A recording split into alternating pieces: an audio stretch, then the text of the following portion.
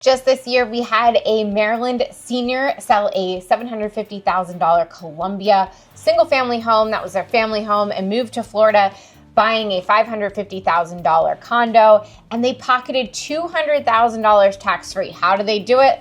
Let's talk about that and what your options are if you are ready to downsize.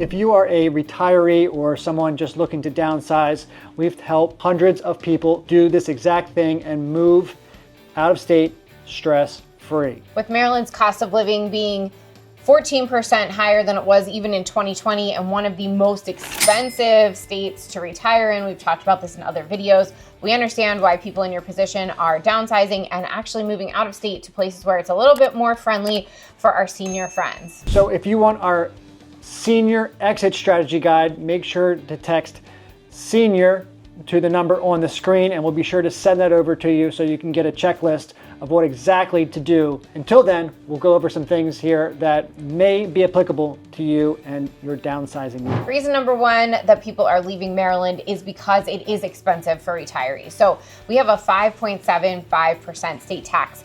And the rest, so people are leaving to states where they don't have that. Florida has 0%, Pennsylvania is just over 3%, Tennessee, 0% tax on Social Security. There's just better tax benefits in other states. That's something we all know. So as much as we love Maryland and we never want anyone to leave, there are some incentives to look at states where they're a little bit more friendly to retirees. For example, a couple earning $100K in Maryland is going to basically save almost $6,000 a year in Florida versus Maryland. So over 10 years, that's almost $60,000 in the back of your pocket. If you're on fixed income and you are downsizing and you're living off of your retirement, this is a significant number. Reason number two on the list is all the equity that has been put in your pocket over the last couple years. Maryland homes have seen an increase of 22% just since 2020. That's a significant jump, especially if you are owning one of those larger homes.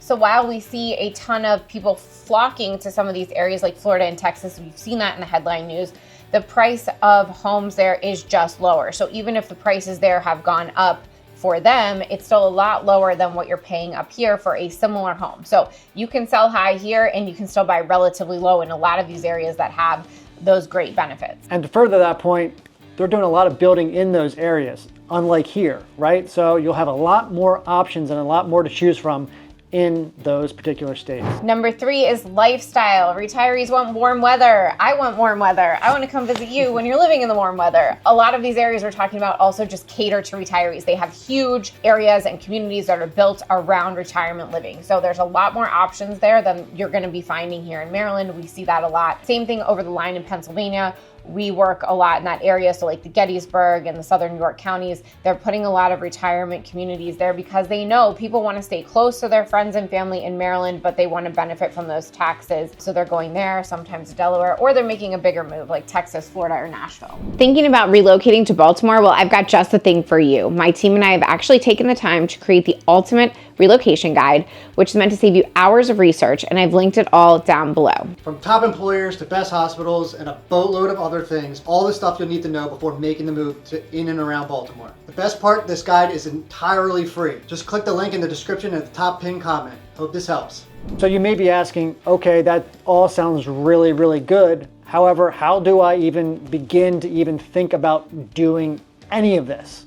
Well, number one on the list is decluttering.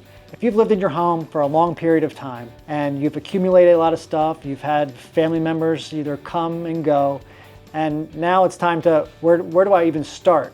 Well, we have partners that can help declutter your home so that we can start you on the right path to get you a lot more or a lot less in your home. There's a reason why Mike started with decluttering. It's something that you can do at any point and it's free. So even if you are 2-3 years away from making an actual move, this is a good time to start thinking about, am I really gonna wear this again? Do I really need this holiday decoration? Can I start packing up and selling some of these collections? What can you start proactively working on so that you're not saddled with that all at once? Once you're a little bit closer to the time, we have a full white glove service for seniors, and it's a downsizing program. So we're going to do all the heavy lifting on helping you pack, organize, move out and then set the stage for what these millennial buyers are looking for. We know everything that they want down to the paint color, and we're gonna deliver that in your home. We're gonna manage everything on your behalf, and you're not gonna pay for any of that until we go to closing. It's a service that we provide to all of our downsizers just because there's already so much going on. It's one thing that we can offer you and take that off your plate to make sure that you maximize that profit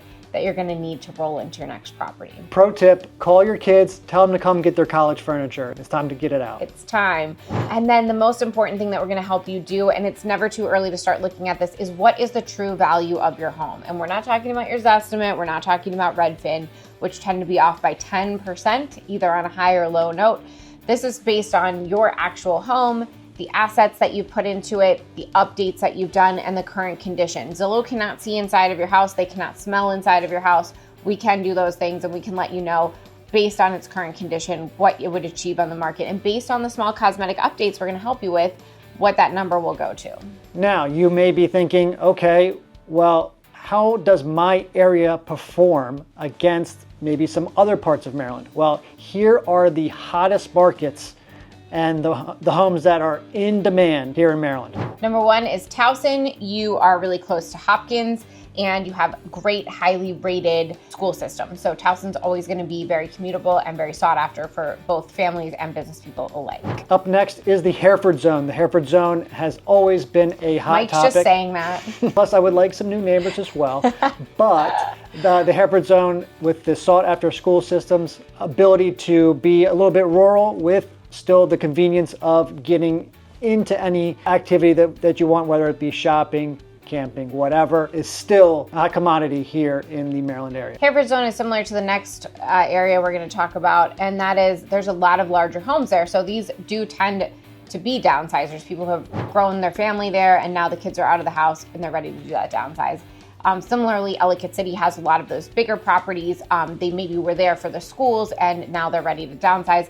It's a very hot area. It's always going to be sought after because it's the Howard County school system, also because of the commutability both to Baltimore and DC. And then up next here locally is the Timonium area. The Timonium area is actually rated the #1 area for families to move into, according to niche.com. So that's not going away. The school systems, the convenience, it's all here. You're right outside the city. If you want to go down to the city, if you want to get up to Pennsylvania, extremely sought after still here in 2025. And an area we've talked about at length in other videos is Annapolis. A lot of people are still seeking that waterfront living. That's not going to change. So if you have a property in or around Annapolis, that's going to be highly sought after. Again, it's one of those areas that gives you a nice commute to both Baltimore and DC and has a lifestyle all of its own. So if you're sitting on a property in Annapolis, you're going to be looking at top dollar and high demand for that as well. Next thing to think about is when is the best time to sell? We get this question all the time from not just retirees and downsizers, but from everyone. When is the best month to sell? Statistically, the answer is April, but realistically, we sell houses every single month of every single year, and we strongly believe the best time to move is when you are ready. So when you have a plan, when you know where you're going, and when you have that next house lined up, that's the time that you need to move. So timing the market is not always necessary and it doesn't always work. Really, the best time to move is when you're ready. And then next up is our referral network. So we partner with agents across the country, and these are agents that we have specifically vetted. We have relationships with them. We speak to them all the time. This is not something where we're just picking something out of thin air and hoping for the best for you. These are very calculated decisions to make sure that the transition from here in Maryland to whatever state you're going, city and state you're going to, is as smooth as it possibly can be. There's nothing worse than getting it all set up to all fall apart at the very end. That's something we don't want and we never want to happen to you. So when we have all these partnerships set up, it's for your benefit. So we have stories and we have referrals. If you want to talk to anybody, we've helped do this, who have sold their property here in Maryland. We've linked them up with a partner in Texas or in Florida, and they've been able to buy their dream home there, and they're living happily ever after and sending us great pictures of their new property. So if that's you and you're thinking, okay, who's gonna line this all up for me? That's us. We have partners in every state. So if that's you, please connect with us. Even if you don't have something to sell here in Maryland, but you just want to connect with an agent that we trust in another state, please reach out. We'll help you connect with them. So here's a couple of things to avoid. And you hear these scary words like capital gains or out-of-state tax or seller tax. What do they mean and what do they mean to you? Basically, if this is your primary residence, which most of you watching it is, you're going to be able to avoid those capital gains taxes. And there's a couple of different ways to do that. We will talk with you. We will work with your accountant. We'll also work with the title company to make sure that you're not paying capital gains. One